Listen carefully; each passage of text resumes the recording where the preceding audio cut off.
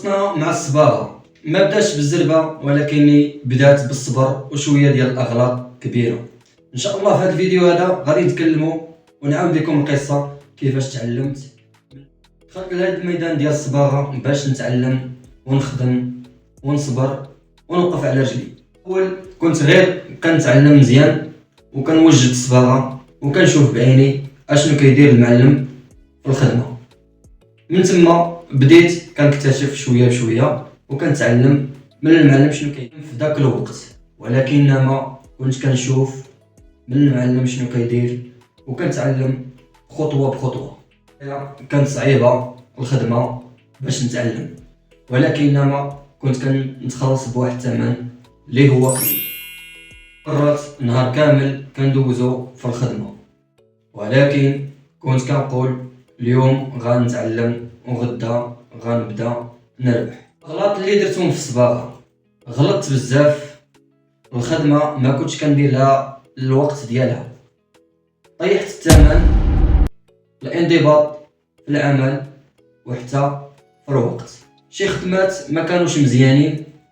هاد الاخطاء علموني انني نصبر في العمل والانضباط في الوقت وكيفاش نطور من راسي في هاد الميدان ديال الصباغه. الوقت وليت كنضابط في العمل ديالي وحتى في الوقت. وليت كناخذ السلعه اللي هي مزيانه اللي غادي نخدم بها للكليان اللي ما غاديش تحاشمني معاه. قبل ما غادي نبدا الخدمه ديالي كنكون هضرت مع الكليان وكنعرف شنو غادي ندير وكنعطيه الصباغه اللي هي مزيانه واحد الجوده اللي هي رائعه. هنا بدات الخدمه ديالي كتحسن بشويه بشويه والناس ولات كتقرب ليا بشويه بشويه. هو الفرق ما بين البارح واليوم؟ البارح كانت تخوف، تجربه قليله، ولات عندي ثقه في العمل، تجربه كبيره وخدمه منظمه والانضباط في الوقت. صبرت وتعلمت وخدمت بواحد الثمن اللي هو قليل، تعرفت على ناس جداد. نصيحتي اللي بغيت نوصل لك هي انك خصك تخدم على راسك وتصبر وما تخافش من الاغلاط كثيره. الانضباط في العمل، دير الخدمه مزيانه والاخلاص مع الكليان.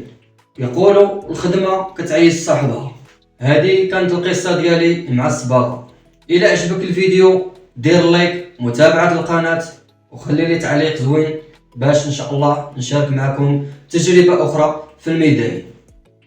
هنا نكون ساليت الفيديو ديالي، ان شاء الله نتلاقاو في فيديو جديد.